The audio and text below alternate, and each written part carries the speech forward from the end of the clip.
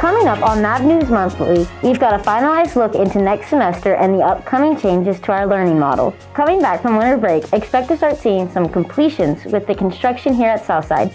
We detail what we will see finished soon as well as what we will have to wait. Southside Cheer has had several competitions on their road to state. We detail all the effort gone into keeping a COVID-safe routine. And finally, we hear what movies our fellow Mavericks like to watch around the holidays. So stay tuned because Mav News Monthly starts right now. Hello Mavericks, and welcome back to Mav News Monthly, your monthly dose of all things Maverick. I'm Emily Fincher. And I'm Jacob Weaver. The holidays are finally here, and I for one cannot wait to give my mind a rest over this break. It sure has been a tough semester for us all.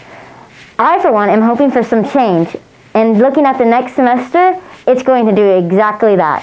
For more on what changes you can expect in the next semester, here's our reporter, Gabby Sullivan. Due to the low student performance this semester, rumors and speculations began to surface about what changes will be made to the current learning model as the semester comes to an end.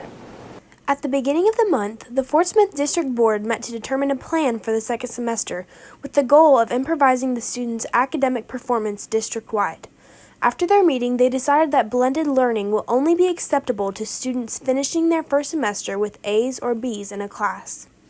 We've got several different changes for next semester. What we're going to do is we're still going to offer a blended option, but in order to make sure that students have the very best chance at success at that, there's going to be an application process, and so there won't be as many people that will be involved in blended. So the way it will work is there's an application out there right now, and students can apply to be accepted into blended. And if that's the situation, if they're going to go blended, they need to have A's or B's. But we want to make sure everyone understands that you don't have to necessarily be face-to-face, but if you don't qualify for blended and you still don't feel comfortable coming onto campus, then we need to move you over to the virtual component. So with the blended component, what we're trying to do is eliminate as many people coming and going because it gets really hard to know where everybody is and to make sure all of that.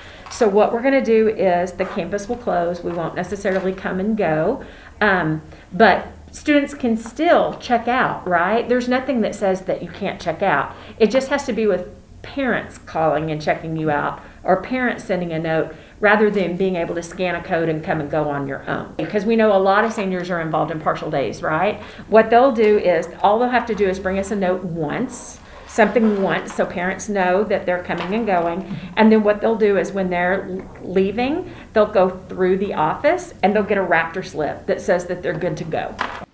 In addition to the changes in blended learning, flex hour is also being moved to after second hour on B days so that students' lunches will not be affected. We are moving flex to a different point in the day. A day won't change, still 1, 3, 5, 7. And then B day, what we're going to do is we're going to do 2 flex, and then we'll do 6. We'll meet for 6 periods so that nobody's lunch changes and they're all with their friends that they're already with, and then do 4 at the end. So it's a little awkward. It'll look like 2 flex, 6, 4, but we all know those numbers don't really matter. It's you go to this class, then you go to this class, then you go to this class, then you go to this class. The move to a closed campus has been met with a lot of controversy. However, students have been generally understanding, as both health and education are important, and it has been difficult for the district to find a balance between the two that worked. I think that this first semester has, in more ways than one, kind of been a trial run and an experiment with how to handle education during a pandemic. And Southside administration has been very diligent about balancing the two. I think that with maintaining grades, obviously this semester has been a bit more lenient about grades just because we weren't sure with what to do, but they, just like us, are learning and adapting, and I really admire and respect all of the work that they've done to help ensure student safety while also ensuring that we don't lose any education during this year. And now we're all going to be on campus. And while we know numbers are showing the spread isn't necessarily on campus, corona is being spread more off campus, there's still a lot of questionable trust of some students about what they're doing off campus, if they're doing their job. And so this semester, because we have that flex period where everyone's going to be on campus, I think it should be really important and a huge call to action to all the students to please ensure that whatever environment you are in, you're wearing your mask, you're staying safe, if not for yourself, then for your fellow classmates and your family. Even though on-site learning will take place in a closed campus, Dr. Miller wants to emphasize that the student health is still a top priority for herself as well as the district. Students have been so great about the minute they know they've been exposed, they've been a parent, a community member, they've been quarantining, and it's been great. Students, if they're feeling sick, haven't been coming to school, so that's really worked out really, really well. And we know that our students are super responsible, and if they've been exposed or they're feeling sick, that they won't come to school. We know that we've got students who are either immunocompromised themselves, or they've got family members that are immunocompromised, and they're not comfortable with coming to school. And that's why we reopened enrollment for virtual, right? Our students still all have two options. Even if they don't meet the grade requirement for blended, they still have an option where they don't have to come on campus. And as a virtual student, you can still participate in band, choir, athletics, and so we feel like we still have given our students really good options to be safe. But we also know, when we look at our grades, that we have some students that have been involved in this program that have not been successful. And I worry about the learning loss for this generation. I do not want us to be less educated than the generation before us. And I don't want to see anybody not walk across the stage because I didn't give them the best opportunities for success that we could possibly have. The way that education works is I'm considered, I have what they call in loco parentis, which means when you're at school, I act as your parent. Mm-hmm. And if something happened to you, how do I ever get over that? So I need to be able to know when kids are checking in and out. Blended students, yes, we're saying we want you here for the whole day, but all that means is if you're coming or going, your parents need to check you out. Mm-hmm. And they can do that through a phone call or a note, just like we've done in years past.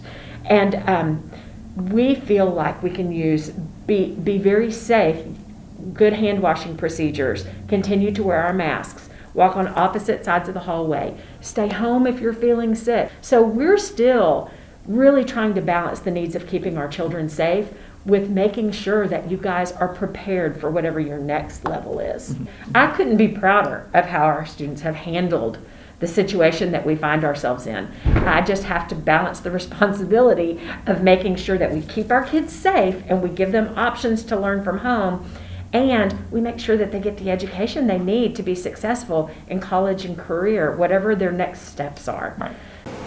For any questions or updates about the new schedule, be sure to refer to any emails that you have from the school district, or email any school administrators or counselors. From Mav Media, I'm Gabby Sullivan. As we head out for winter break, the Southside construction team will still be hard at work getting our new Southside ready for the students.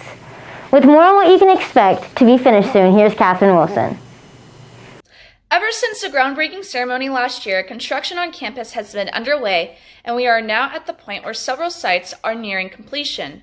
Although the senior class won't get to see the entire completed project, there still will be several new areas, such as the cafeteria, that you will get to experience as early as January. The highly anticipated cafeteria is scheduled to open January 4th, with the staff hoping that they will be able to serve students food right out of the gate.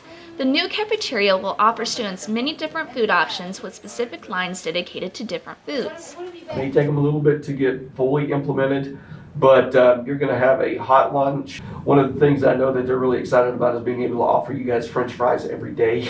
So that's a big thing. There's one area is going to be like a grill. There may be a pizza oven as well. So you're going to have quite a few different things. I know one area that they were talking about is having a rotating international offering. Furniture boxes have been lining the hallways for the last few weeks, with the majority of them going into the cafeteria space. Workers will be assembling the furniture over break, giving students a variety of different seating options. You're going to see multiple seating arrangements in there. You're going to see some of the larger tables like we had in the past, but you're also going to see some booths. You're going to see maybe some of those bistro type tables. The idea being is that we would like it to look like maybe a small college food court. When the cafeteria opens up, the main hallway where students usually gathered is going to be a lot more open. And so there's not going to be the need for students to spread out as much as they have in the past. In addition to the new cafeteria, the Freshman Center is also nearing completion. Although the Freshman Center will not be ready nearly as early as the cafeteria, the district is still planning on having freshmen for the 2021 to 2022 school year. Freshmen have always been a high school student. They just haven't been a high school student on a high school campus. So if you think back to your ninth grade days, you were probably told you're earning credit towards graduation. You're building your high school transcript as a freshman. So those current junior high campuses will cease to be junior highs and take on the identity of a middle school. So it'll be a 6 through 8 campus. There were many reasons the district wanted to include freshmen on high school campuses, but the main reason is that the freshmen are earning high school credit, and grouping everyone in high school together will give freshmen more opportunities to better their education. Well, there's a disconnect if you're not actually on the high school campus.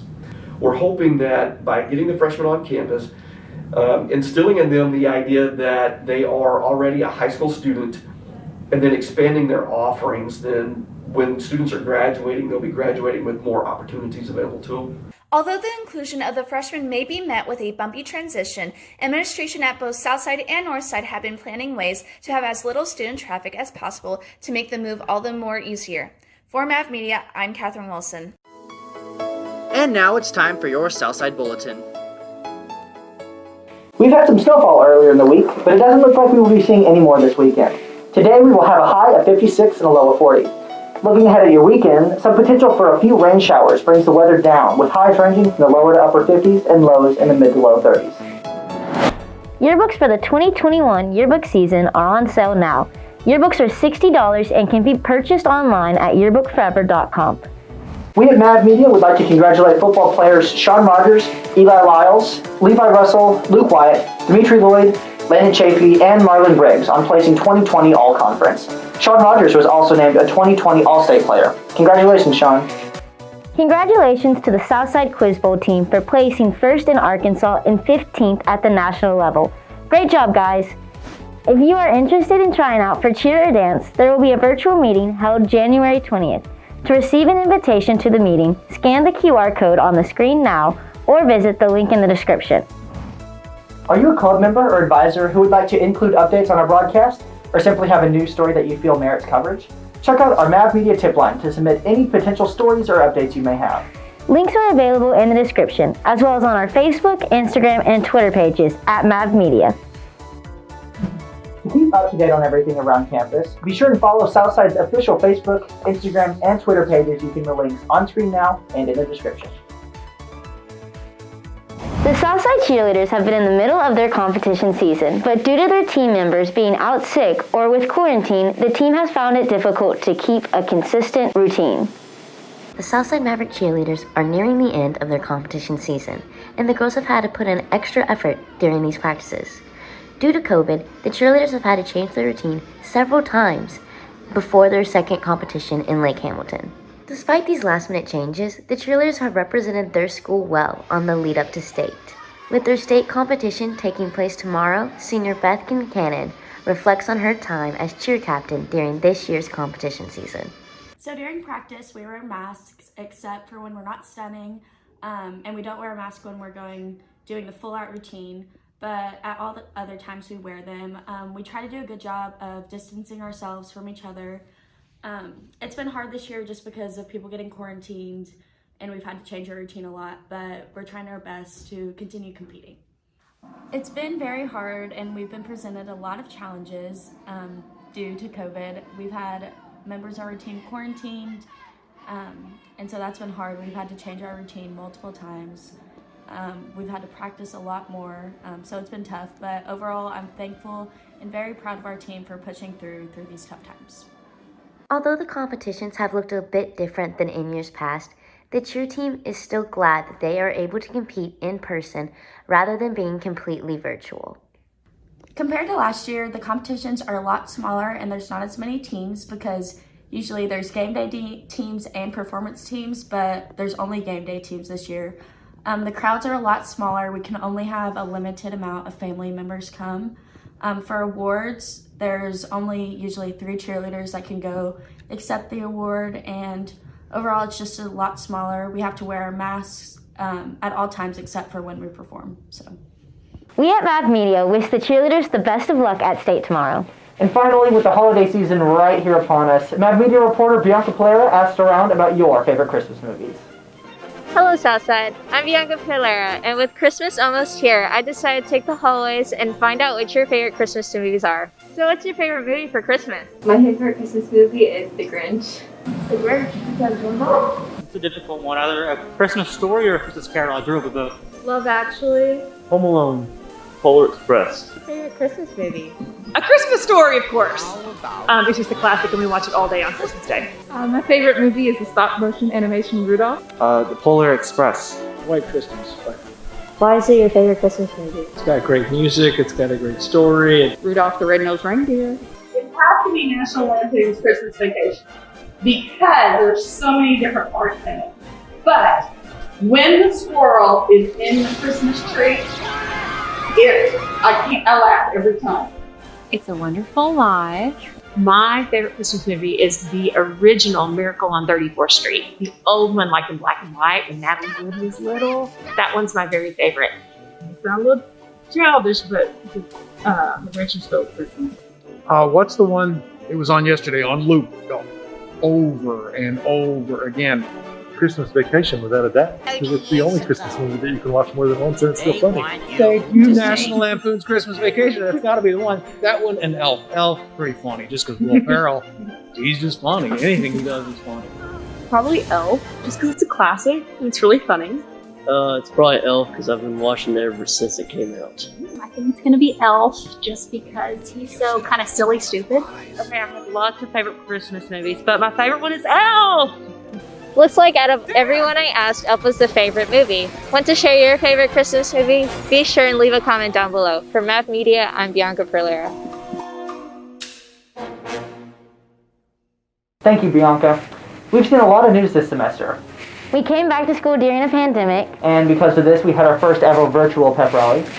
we crowned our 2020 band and homecoming queens. And you were forced to go to a haunted house where you almost hyperventilated. We've gone through some schedule changes. And we saw the cutest dog ever find a home for the holidays. Yes, this semester is coming to an end, but we here at Mav Media are looking forward to next semester and everything it will bring. For Mav Media, Happy holidays! Thanks for watching.